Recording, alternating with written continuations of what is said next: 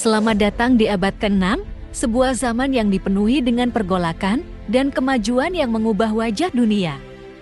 Abad ke-6 merujuk pada periode waktu antara tahun 501 hingga 600 Masehi dalam kalender Julian. Pada saat ini, dunia mengalami peristiwa-peristiwa bersejarah yang memiliki dampak besar terhadap perkembangan budaya, politik, dan sosial di berbagai belahan bumi. Di barat, bayangan runtuhnya kekaisaran besar masih membayangi, meninggalkan tanah yang subur untuk lahirnya kerajaan-kerajaan baru yang saling berlomba memperebutkan kekuasaan dan kekayaan. Di timur, peradaban besar mencapai puncak kejayaannya, membawa terang bagi kemajuan budaya dan ilmiah yang menakjubkan. Di berbagai penjuru dunia, pergerakan suku dan bangsa-bangsa besar menciptakan landasan baru bagi pertumbuhan dan perubahan yang tak terduga. Abad ke-6, di balik selirat sejarah, menjadi babak baru dalam perjalanan panjang peradaban manusia, memperlihatkan potensi dan tantangan yang menantang setiap sudut bumi. Di abad ke-6, kita belajar bahwa sejarah tidak pernah berjalan lurus. Itu adalah panggung yang kompleks dari keajaiban dan tragedi, di mana perjuangan manusia untuk kekuasaan, kekayaan, dan pengaruh seringkali bertabrakan dengan nilai-nilai kemanusiaan yang lebih tinggi. Dalam sorotan yang tak terpadamkan dari peristiwa-peristiwa ini, kita memahami bahwa setiap zaman membawa pelajaran berharga.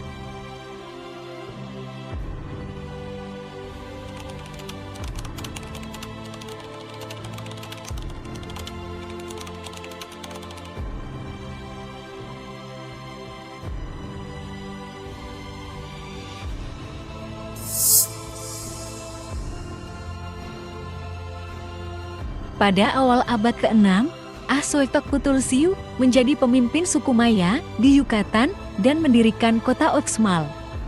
Dengan kebijaksanaan dan visi besar, ia memimpin pembangunan kota ini menjadi pusat kekuatan budaya dan arsitektur yang megah. Uxmal tidak hanya membanggakan dalam struktur fisiknya, tetapi juga mewariskan warisan budaya yang kaya, mencerminkan prestasi dan kebesaran peradaban Maya pada masa itu.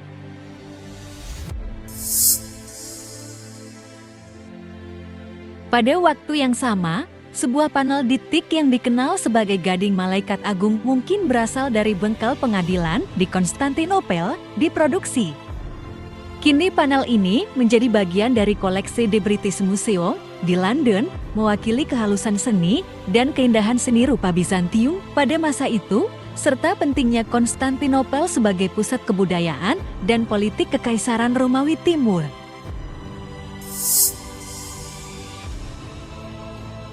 Di tempat lain, Wina Genesis yang menggambarkan cerita-cerita dari kitab Kejadian mungkin dibuat di Suriah atau Palestina. Kini, naskah ini disimpan di Oosterschelde National Bibliothek di Wina, menjadi salah satu contoh terawal dari seni manuskrip Bizantium yang indah dan penting, mencerminkan perpaduan unik antara kebudayaan Kristen dan pengaruh seni Timur dekat pada masa itu.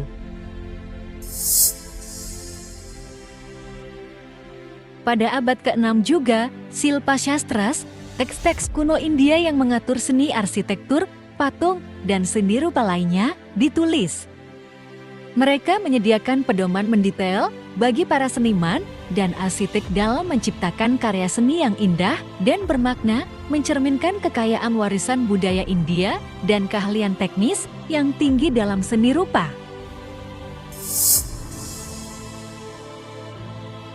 Catur, dikenal sebagai Caturangga dalam bahasa Sanskerta, memasuki Persia dari India pada abad ke-6 Masehi. Di Persia, permainan ini mengalami modifikasi dan berkembang menjadi syatran. Syatran adalah bentuk awal dari permainan catur yang menggunakan bidak seperti raja, menteri, kuda, gajah, tentara, dan benteng. Permainan ini kemudian menyebar ke dunia Islam, Eropa, dan akhirnya seluruh dunia menjadi dasar dari permainan catur modern yang kita kenal saat ini. Pada abad ini, Akademi Gundashapur didirikan di Iran oleh Khosrow I dari Persia. Akademi ini menjadi pusat pembelajaran terkemuka di dunia timur, menggabungkan pengetahuan dari berbagai budaya seperti Yunani, Persia, India, dan Mesir. Gunda Shapur dikenal karena sumbangan besar terhadap ilmu pengetahuan, kedokteran, filsafat, dan seni, serta menjadi landasan penting bagi perkembangan intelektual di dunia Muslim dan Eropa.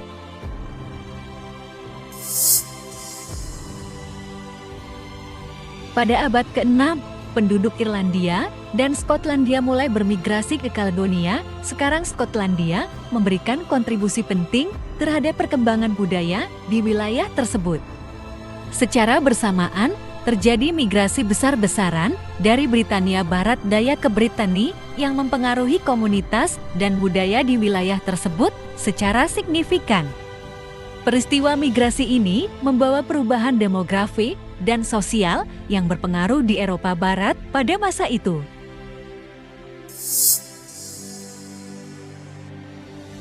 Biara Glendalough di Wicklow, Irlandia, didirikan oleh Saint Kevin pada abad ke-6. Biara ini menjadi pusat keagamaan dan pembelajaran yang penting, mempengaruhi pendirian banyak biara serupa di Irlandia dan Wales. Keberadaannya mencerminkan kekuatan dan pengaruh gerejawi Saint Kevin serta peran penting biara dalam mempromosikan agama Kristen dan pendidikan di wilayah tersebut pada masa itu. Buddhisme Zen memasuki Vietnam dari Tiongkok juga pada abad ke-6.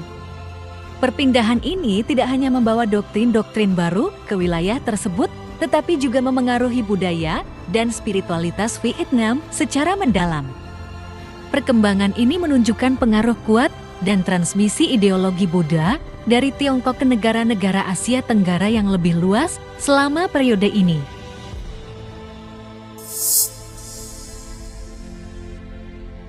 Phak Bata adalah seorang tabib terkenal dari India kuno yang hidup pada abad ke-6 Masehi.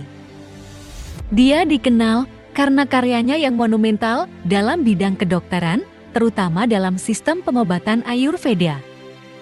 Karya-karyanya yang terkenal termasuk Astanga Hridaya dan Astanga Sangraha yang merupakan teks-teks medis yang penting dalam tradisi Ayurveda dan masih dipelajari dan digunakan hingga hari ini. Phak Bata dianggap sebagai salah satu tabib terkemuka dalam sejarah kedokteran India.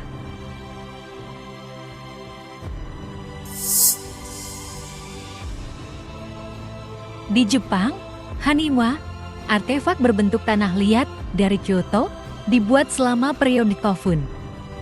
Mereka digunakan sebagai bentuk arsitektur pemakaman yang dihiasi dengan figur manusia dan binatang, mencerminkan kepercayaan dan praktik spiritual pada masa itu, serta memberikan wawasan tentang budaya dan kehidupan masyarakat Jepang pada periode tersebut.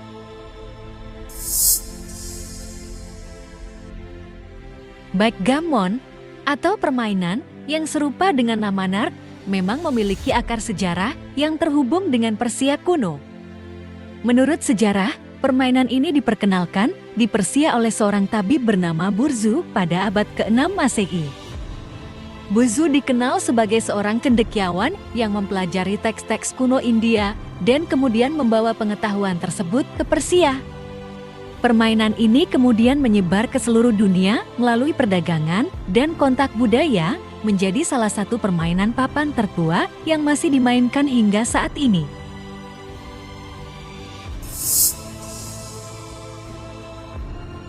Pada abad ke-6 Masehi, Basilika San Apollinare di Classe menyelesaikan mosaik apsenya.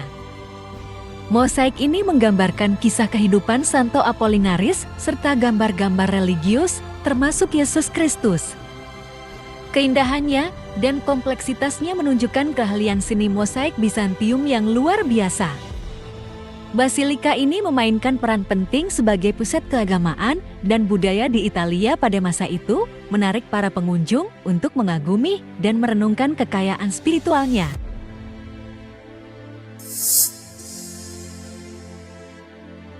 Teknologi pemotongan dan pemolesan berlian dikembangkan di India pada abad ke-6, seperti yang terdokumentasi dalam teks kuno Ratna Pariksha.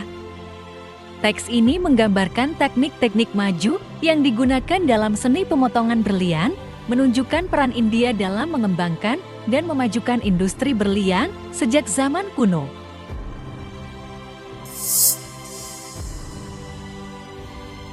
Pada abad ini, tali kekang kuda mulai digunakan di kerajaan Franka. Pada zaman itu, terbuat dari bahan-bahan alami seperti kulit atau sutra, seringkali dihiasi dengan hiasan-hiasan logam atau kain. Tali kekang ini penting dalam mengendalikan kuda untuk transportasi dan dalam pertempuran, mencerminkan teknologi sederhana namun penting dalam kehidupan sehari-hari dan militer pada masa itu.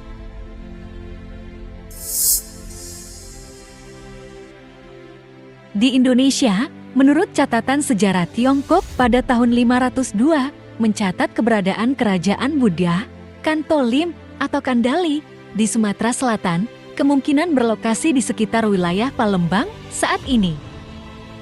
Kerajaan ini merupakan salah satu dari beberapa kerajaan Buddha maritim di wilayah Nusantara pada zaman itu, menunjukkan hubungan perdagangan dan budaya yang erat antara Tiongkok dan Kepulauan Indonesia pada periode tersebut.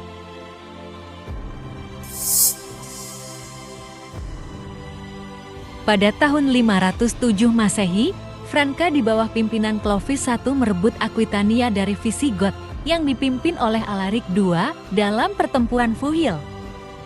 Kemenangan ini memperluas wilayah Franka di Gaul dan mengukuhkan posisi mereka sebagai kekuatan dominan di wilayah tersebut.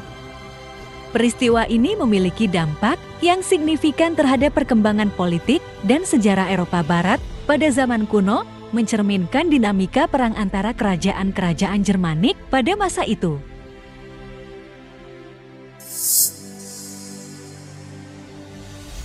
Sedikit ke timur, pada tahun 518, Kaisar Romawi Timur, Anastasius I meninggal dunia, dan posisinya digantikan oleh Justinus I. Transisi ini menandai pergantian kekuasaan dalam Kekaisaran Romawi Timur dengan Justinus I memulai pemerintahannya dengan kebijakan-kebijakan baru yang memengaruhi politik dan administrasi. Perubahan kepemimpinan ini mencerminkan dinamika politik dalam sejarah Kekaisaran Romawi Timur pada masa itu, mempengaruhi arah dan perkembangan ke depannya.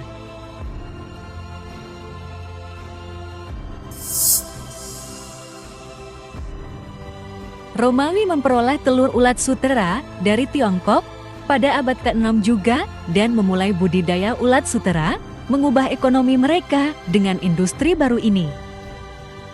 Perkembangan ini tidak hanya memperkaya perdagangan dan teknologi mereka, tetapi juga memberikan kontribusi penting terhadap kemajuan budaya dan pertukaran dengan Asia, memperluas jaringan perdagangan Romawi hingga ke Tiongkok.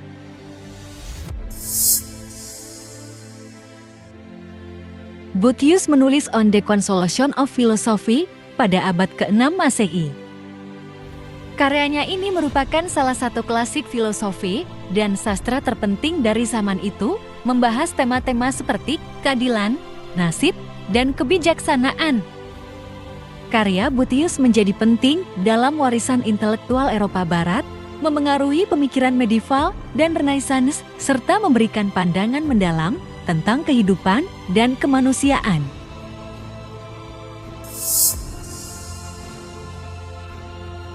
Setelah menetap di Roma dari tahun 500 Masehi, biarawan Scythia Dionysius Exiguus menciptakan kalender era Anno Domini berdasarkan perkiraan tahun kelahiran Yesus Kristus. Inisiatifnya menghasilkan sistem kronologi yang dominan dalam sejarah Barat, dengan Anno Domini menjadi standar yang umum digunakan untuk menghitung tahun sejak kelahiran Kristus. Dionysius Exiguus berperan penting dalam pengembangan kronologi Kristen yang bertahan hingga saat ini.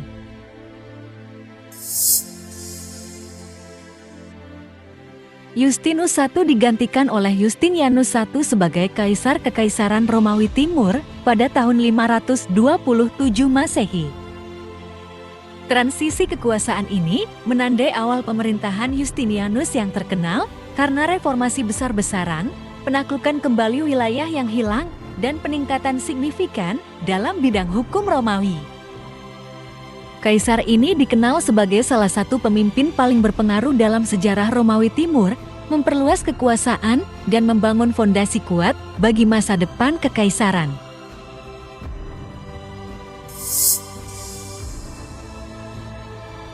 Santo Benedictus dari Nursia mendirikan Biara Monte Cassino di Italia pada abad ke-6 Masehi. Biara ini menjadi pusat penting bagi Ordo Benediktin dan pusat pembelajaran serta kehidupan spiritual yang kaya. Pendiriannya oleh Santo Benedictus menandai awal gerakan monastik baru di Eropa yang berpengaruh besar dalam perkembangan agama dan budaya pada zaman kuno dan abad pertengahan.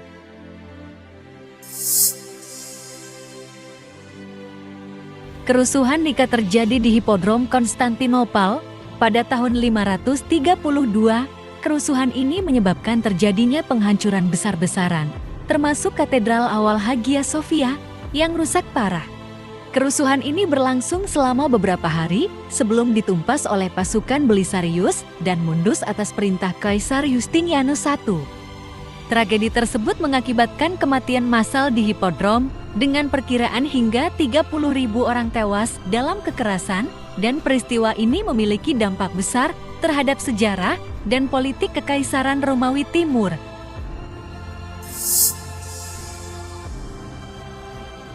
Jia Xixia, seorang penulis dan sarjana Tiongkok pada abad ke-6 Masehi, menulis risalah yang terkenal dengan judul Qimin Yaosu pada tahun 535 Masehi.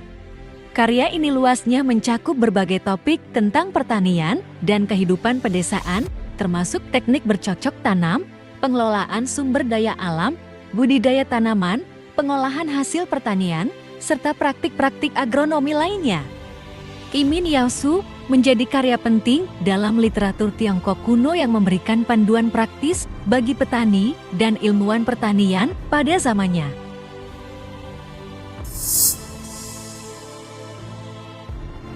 Peristiwa cuaca ekstrim pada tahun 535 sampai 536 dipercaya disebabkan oleh letusan besar yang terjadi di daerah tropis, meskipun letusan yang tepat belum dapat dipastikan. Letusan tersebut diduga menyebabkan penyebaran partikel debu dan aerosol besar ke atmosfer, menghalangi cahaya matahari, dan menyebabkan suhu global turun secara signifikan. Akibatnya, musim tanam dan panen terganggu di belahan bumi utara, memicu kelaparan massal dan ketidakstabilan sosial di berbagai wilayah termasuk Eropa, Asia, dan Timur Tengah.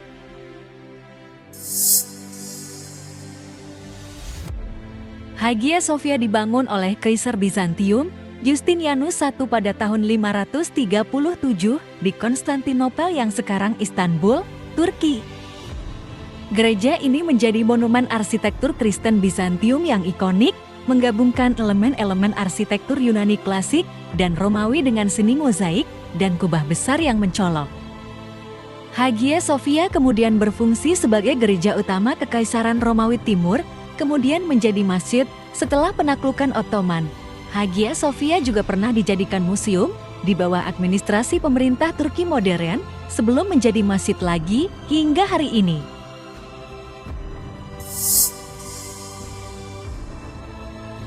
Di Inggris, pertempuran Camlan adalah pertempuran terakhir Raja Arthur yang legendaris, terjadi menurut tradisi pada abad ke-6 Masehi. Dalam legenda Arthurian, pertempuran ini dianggap sebagai akhir dari zaman kemasan Raja Arthur dan Knights of the Round Table.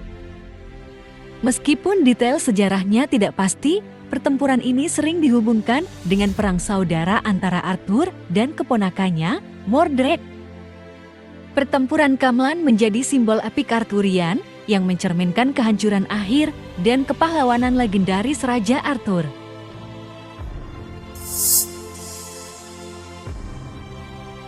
Pada tahun 541, pandemi pertama wabah pes atau wabah Justinianus melanda Konstantinopel dan seluruh kekaisaran Bizantium. Wabah ini disebabkan oleh bakteri Yersinia pestis dan mengakibatkan kematian massal di seluruh wilayah kekaisaran, mempengaruhi ekonomi, kehidupan sosial, dan stabilitas politik. Wabah Justinianus memiliki dampak yang besar dalam sejarah Kekaisaran Bizantium, mempengaruhi populasi dan kebijakan pemerintahan pada masa itu.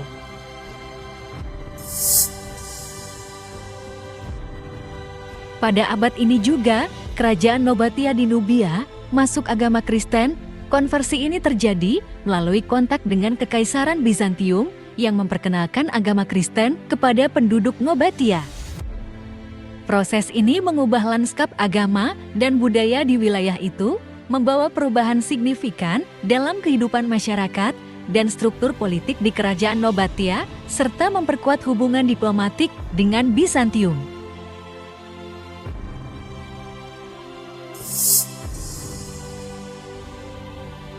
Pertengahan abad ke-6, Cassiodorus mendirikan sebuah biara senobitik dan skriptorium di Vivarium, Italia. Ini menjadi pusat intelektual yang penting pada zamannya, di mana para biarawan tidak hanya mengabdikan diri pada kehidupan rohani, tetapi juga mengkaji, menyalin, dan melestarikan teks-teks klasik dan Kristen. Vivarium mencerminkan pentingnya warisan budaya dan pendidikan pada masa tersebut, memainkan peran kunci dalam pemeliharaan dan penyebaran pengetahuan di Eropa pada abad pertengahan awal.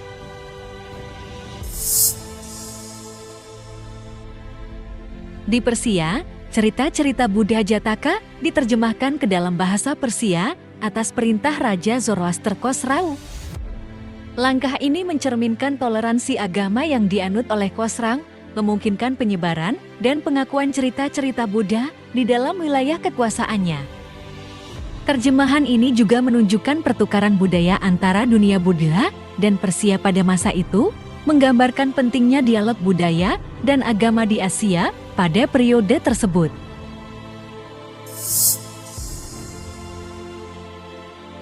Di India, Gua Kulsiwa di Gua Elefanta, Maharashtra, dibangun pada periode Pascagupta. Kuil ini dikenal karena patung-patung raksasa Siwa yang dipahat di dalam gua-gua batu kapur. Gua Elefanta merupakan salah satu contoh terbaik seni arsitektur Hindu dan skulptur di India, mencerminkan kekayaan seni rupa dan agama Hindu pada masa itu, serta menjadi tujuan spiritual dan wisata yang penting hingga hari ini.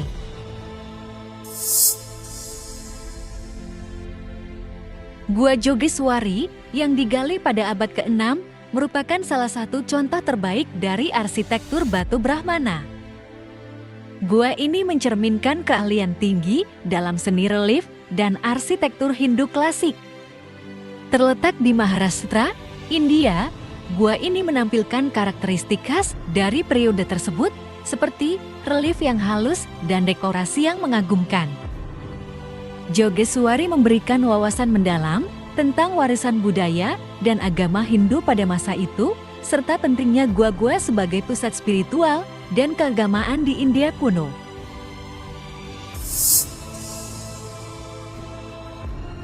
Ikon perawan dan anak dengan orang suci dan malaikat dibuat pada periode awal abad ke-6 Masehi.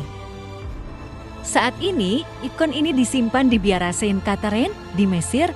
Ikon ini merupakan salah satu contoh seni Kristen awal yang penting, mencerminkan penggunaan simbol-simbol religius dalam seni rupa Bizantium. Biara Saint Catherine sendiri memiliki koleksi ikon yang berharga, menjadi situs penting bagi seni dan kepercayaan Kristen di wilayah tersebut.